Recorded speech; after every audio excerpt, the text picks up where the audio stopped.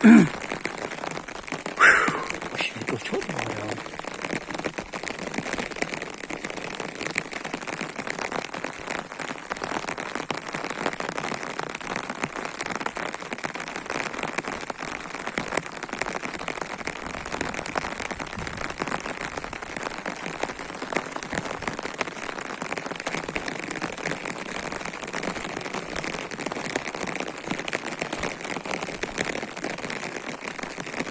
Şiddetli bir yağmur var arkadaşlar.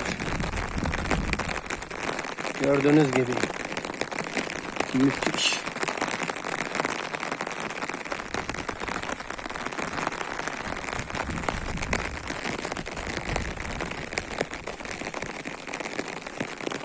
Yoğun bir yağmur var. Muş'ta yoğun bir yağmur var. Şimdi köpeklerim de tavşan avında. Tavşan izi buldular şimdi. Şimdi tavşan arıyorlar. Evet arkadaşlar. Müthiş bir yağmur var bugün.